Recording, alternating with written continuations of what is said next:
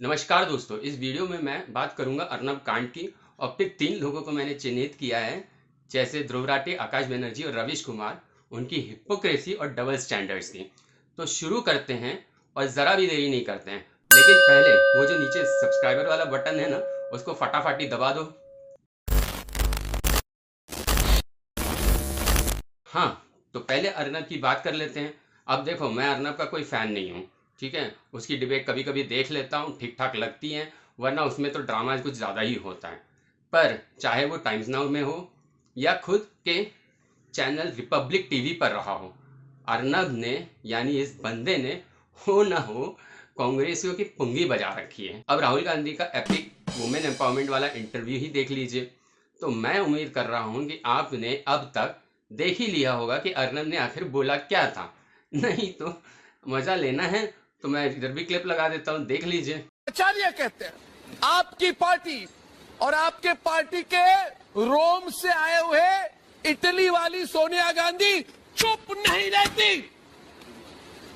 आज वो चुप है, मन ही मन में मुझे लगता है वो खुश है। बिल्कुल वो खुश है कि संतों को संतों में मारा गया। जहां पे उनकी सरकार है, रिपोर्ट भेजेगी वो इटली में रिपोर्ट भेजेगी। मैं बोल रहा हूं, वो इटली में रिपोर्ट भेजेगी। देखिए, जहां पे मैंने एक सरकार बना ली, वहां पे हिंदू संतों को मैं मरवा रही हूं और वहां से वाहवाही मिलेगी उसको, विक्रमादित्य की। वाह बेटा वाह, बहुत अच्छा किया सोनिया गांधी, अंतोनिया माइनो। शर्म आनी चाहिए इन लोगों। अब देखो, मुझे तो डिप्लोमेसी समझ में नहीं आती और मैं दूसरों की तरह इसे जर्नलिज्म की एथिक्स नहीं है एटसेट्रा एटसेट्रा का ज्ञान नहीं बोलूंगा। जो बोलूंगा सीधा और सटीक बोलूंगा। भैया, सिंपल सी बात है, सीधी और सटीक बात है कि अर्नब ने कुछ गलत नहीं कहा। उसने यही तो पूछा कि सोनिया गांधी, राहुल गांधी और प्रियंका वाड्रा का कोई स्टेटमेंट अब तक क्यों नहीं आया। कोई मुस्लिम मर गया होता तो अब तक इन लोगों ने आंसू के नदियां बहा दी होती, देश में बाढ़ आ गई होती देश में। भाई साहब, ये दूसरा, ये बोलेंगे क्यों आखिर। महाराष्ट्र में तो इनकी सरकार है ना।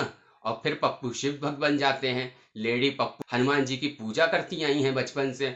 वो बात अलग है कि इनकी माता सोनिया माइनो ने रामायण का को माइथोलॉजी कहा था कोर्ट में सबमिटेड एफिडेविट में।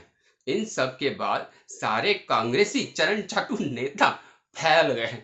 हमारी राजमाता के खिलाफ ऐसे कैसे बोल दिया। कोई और जर्नलिस्ट दिन रात मजाक बनाए हमारे प्रधान सेवक मोदी जी का, तब ये उसे फ्रीडम ऑफ एक्सप्रेशन स्पीच बोलते हैं। याद आ जाती है इन्हें ऐसी चीजों पर। बेल पे बाहर इनके राजमाता लालू बाबा और गरीब किसान जीजा जी के बारे में कुछ मत बोलना। जाहिर सी बात है, इनकी खून की उल्टियां शुरू होनी ही थी। अब राजमाता चरण चाटू ध्रुव राठी को ही देख लीजिए, जो खुद को दुनिया का सबसे बड़ा एक्सपर्ट समझता है। नहीं, सच में इसको इतनी नॉलेज है कि इसने जेईई क्लियर किया था, लेकिन फिर ये गया आईआईटी और वहां प्रोफेसर ने इसकी नॉलेज देख के कहा, बेटा तुम जाओ किसी मामूली से इंजीनियरिंग कॉलेज से अपनी पढ़ाई करो। तो दुनिया के सबसे बड़े एक्सपर्ट लिखता है, संबित पात्रा ने रिपब्लिक टीवी के ट्वीट से पहले ट्वीट किया, इसलिए एपिक नौटंकी है। Let's see the proof. अब देखो इस एक्सपर्ट की कैसे फजीयत होती है। पहला तो अर्नब पर अटैक की बात फ्लैश हो गई थी रिपब्लिक टीवी पे रात 12:45 पर, ठीक है। और फिर संबित पात्रा ने 1:05 पर ट्वीट किया, रिपब्लिक ने 1:06 पर अपने हैंडल से ट्वीट किया। अबे राठी, हर कोई केजरीवाल की तरह ट्विटर नहीं खेलता, कुछ लोग न्यूज भी देखते हैं। दूसरा, ये प्रूफ मांग रहा है, मतलब जो बंदा बिना कोई प्रूफ के Rafale, demonetisation, PM care, Adani project सबको स्कैम बोलता फिरता है, वो यहाँ पर प्रूफ मांग रहा है। चलो, आखिर है तो केजरीवाल का ही बंदा ना। हाँ, अर्नब तो बेवकूफ है, यूं ही कंप्लेंट कर देगा, फिर पुलिस यूं ही 2 लोगों को अरेस्ट कर लेगी और सीसीटीवी खंगालेगी। कसम से ये कौन सी लाला लैंड का एक्सपर्ट है पता नहीं। एक और इंटेलेक्चुअल से मिले, आकाश बाबू, ये बोल रहे हैं सोनिया गांधी तो गंडे भेजेगी नहीं। बिल्कुल सही बोला। जैसे राजीव गांधी खुद तो सिखों के नरसंहार के 84 करने के लिए नहीं निकले थे, 2 पालतू कुत्ते पाल रखे थे और कांग्रेसी कार्यकर्ता पाल रखे थे जिन्होंने 84 किया। केस अभी तक कोर्ट में चल रहे हैं। इतना भोला तो मत बनिए आकाश बाबू। जानते तो हम भी हैं कि सोनिया ने गुंडे नहीं भेजे होंगे, पर हाँ, सोनिया की कांग्रेस के ही गुंडे थे। अब आकाश बनर्जी के डबल स्टैंडर्ड्स दिखाता हूँ। कामरा गोस्वामी को हैकल करता है तो ये जस्टिफिकेशन देता है और कामरा को सपोर्ट करता है। कल अर्नब ने वीडियो बनाकर पुलिस कंप्लेंट वगैरह सब किया, तब भी ये प्लॉट एंड समथिंग प्लान इसे नजर आ रहा है। और जब रवीश ट्विटर छोड़कर भागे थे तो उस नौटंकी को जिसने इसने इतनी टेसुएं भजाएं पूछे मन, और बीजेपी सपोर्टर्स को ये गरिया रहा था। सीधी बात है, रवीश कुछ लिखता था, लोग उसकी फजीयत कर देते थे, पोल खुल जाती थी तो रवीश भाग गए ट्विटर से, जो इन वामपंथियों से बर्दाश्त कभी हो ही नहीं सकता। ये भाग जाते हैं और फिर बाद में नौटंकी करते कि हम भक्तों से भागे। रवीश लौटा 2019 के इलेक्शंस के पहले। मायावती और प्रियंका वाड्रा को ट्विटर पे फॉलो करना है। हद है राज दरबारी की। कोई तुम्हें गाली दे रहा है तो भाई उसे ब्लॉक कर दो, पर वो रवीश करता नहीं, क्योंकि रवीश को समझ में आ जाता है उसके फॉलोअर से ज्यादा वो लोग हैं जो उसे गाली देने आते हैं। पोल खुल जाती। अब रवीश की बात कर रहा हूं तो सुनिए इनकी हिपोक्रेसी भी, जो वो तो सारी सीमाएं लांघ चुकी है। जब गौरी लंकेश जी की मृत्यु हुई तो इन्होंने प्रेस क्लब ऑफ इंडिया में श्रद्धांजलि समारोह रखा। गौरी लंकेश अब है नहीं तो मैं ज्यादा उनके बारे में नहीं बोलूंगा, पर वो कोई पाक साफ नहीं थी। वो देश के प्रधान सेवक मोदी जी के खिलाफ भद्दी टिप्पणियां करती थी। यहाँ प्रेस क्लब में रवीश ने खूब बीजेपी और मोदी जी को गरियाया था, तब जब कर्नाटका में सरकार कांग्रेस गठबंधन की थी।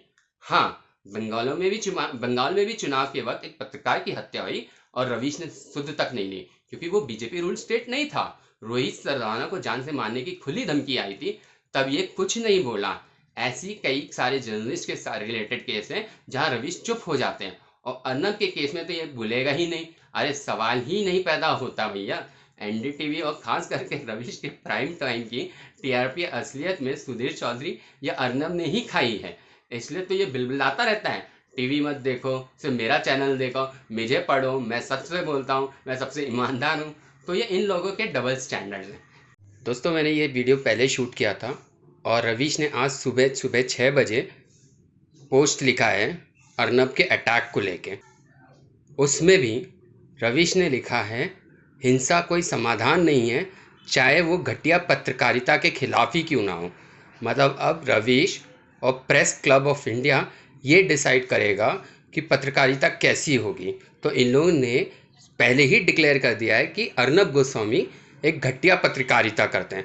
मतलब आप कांग्रेस के नेताओं के खिलाफ कुछ पूछो तो वो घटिया पत्रकारिता है, लेकिन दिन रात यही लोग मोदी जी का मजाक बनाते हैं, मोदी जी के खिलाफ झूठे नैरेटिव्स चलाते हैं, तब ये घटिया पत्रकारिता नहीं होती है।